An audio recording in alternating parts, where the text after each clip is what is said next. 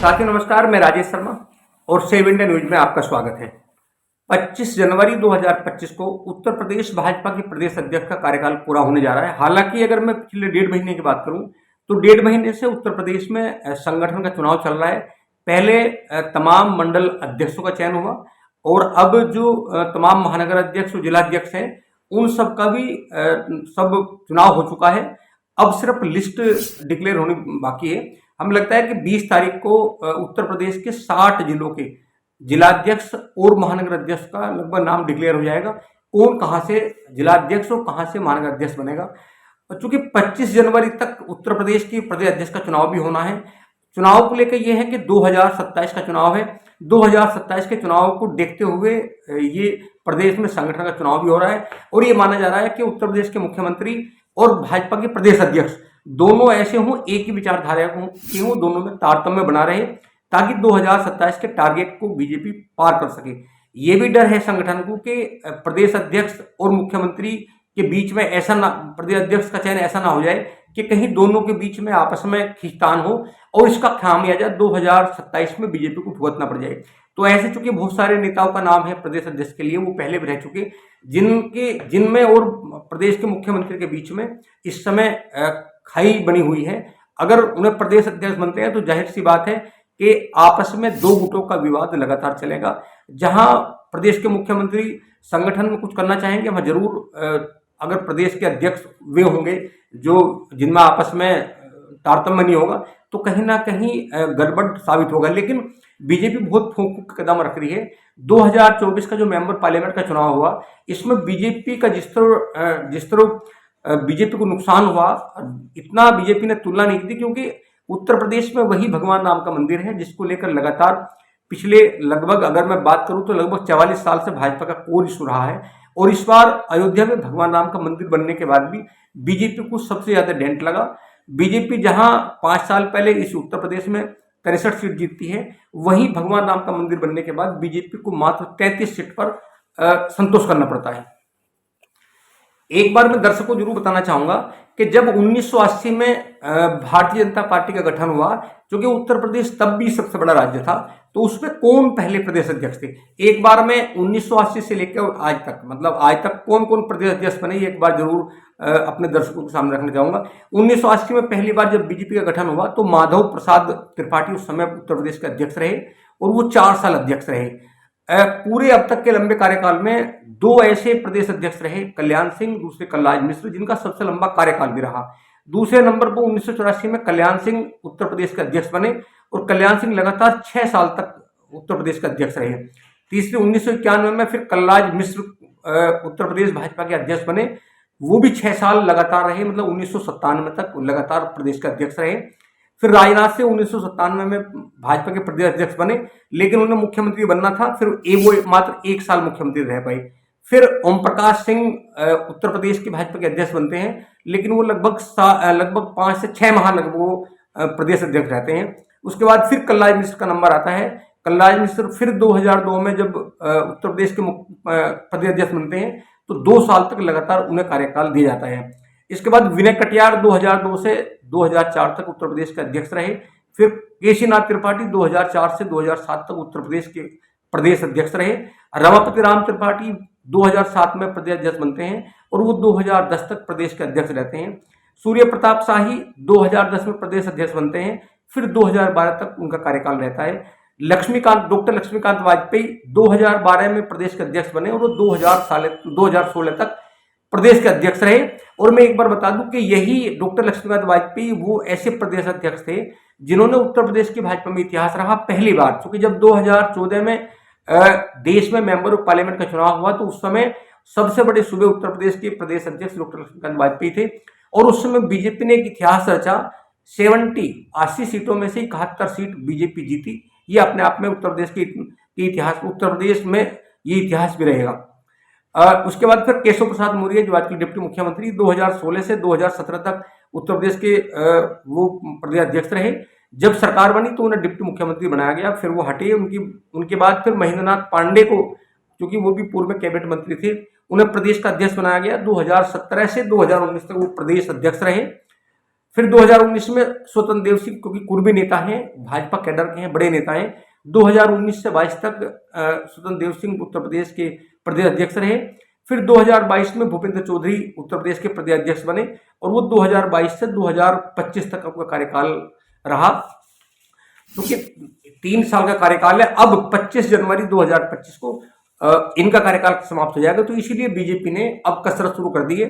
बीते दिन उत्तर प्रदेश के भाजपा अध्यक्ष भूपेंद्र चौधरी, उत्तर प्रदेश के डिप्टी मुख्यमंत्री केशव प्रसाद मौर्य और उत्तर प्रदेश के संगठन महामंत्री धर्मपाल सिंह को दिल्ली बुलाया गया और दिल्ली इस पर मंथन रहा तमाम रात के किसी जिम्मेदारी दी जाए। और 2027 के चुनाव को लेकर तमाम तैयारियां बीजेपी कर रही है। जिला अध्यक्ष, महानगर अध्यक्ष, मंडल अध्यक्ष और प्रदेश अध्यक्ष, इसके अलावा फिर बाद में क्षेत्र अध्यक्ष का चयन होगा। इन सबको लगातार देखा जा रहा है कि 2027 के चुनाव को हमें साधना है।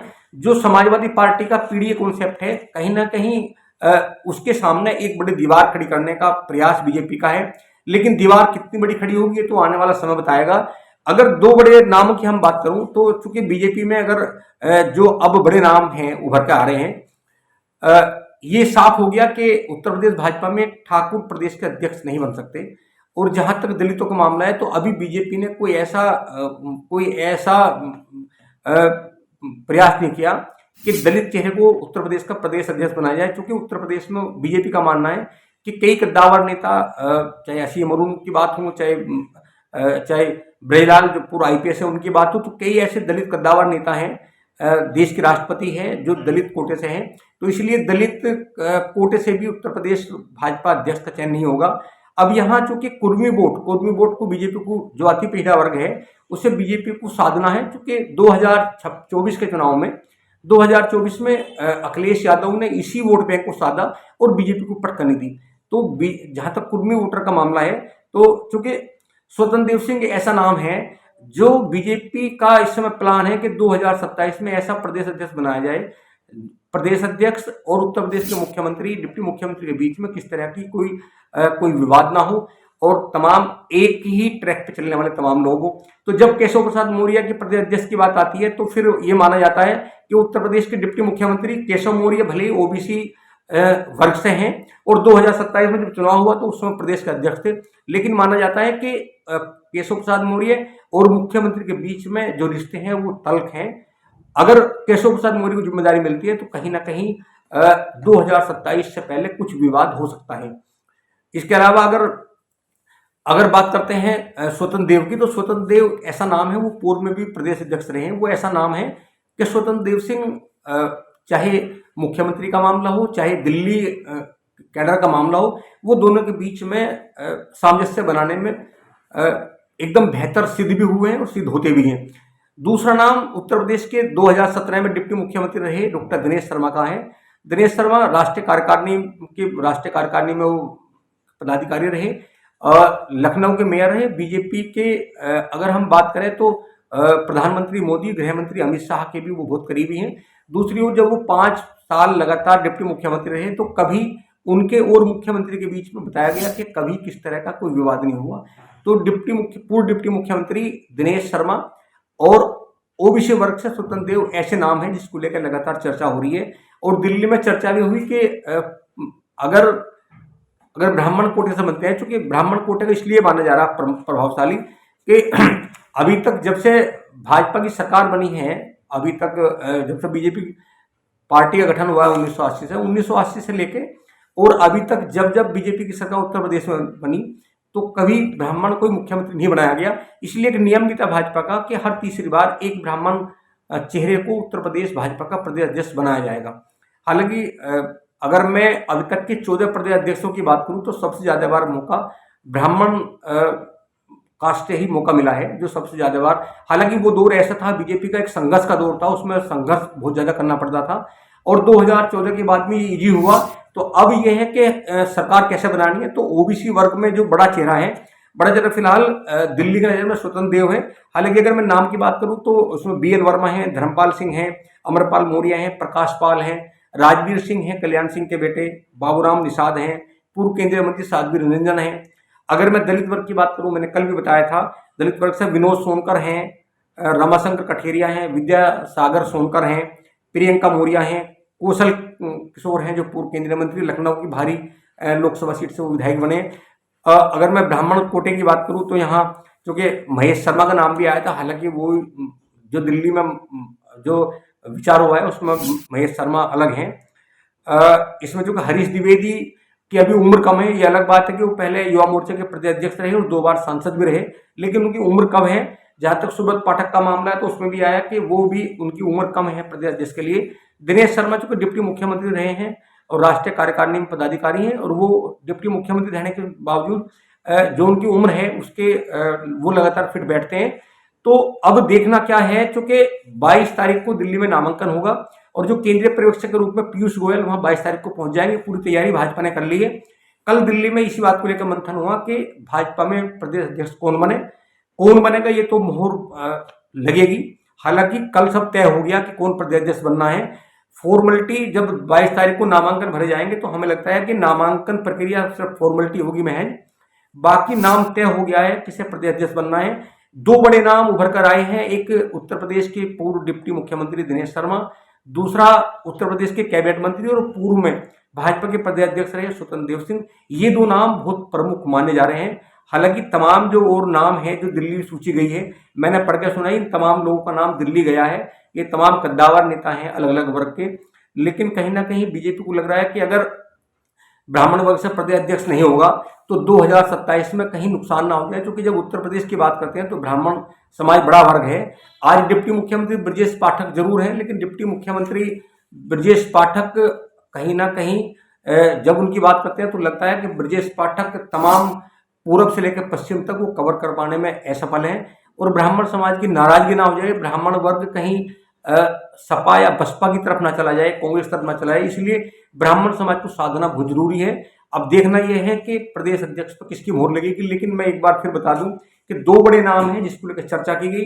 इसमें पूर्व डिप्टी मुख्यमंत्री दिनेश शर्मा और दूसरे वर्तमान कैबिनेट मंत्री स्वतंत्र देव, इन दोनों को प्रमुखता से नाम लिया जा रहा है। अब देखना यह है कि नामांकन के बाद में किसको मौका मिलेगा और कौन उत्तर प्रदेश का प्रदेश अध्यक्ष बनेगा।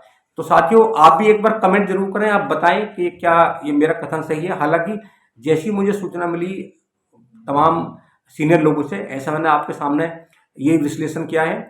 आप एक बार कमेंट जरूर करें, आप चैनल को सब्सक्राइब करें, वीडियो को शेयर जरूर करें। नमस्कार।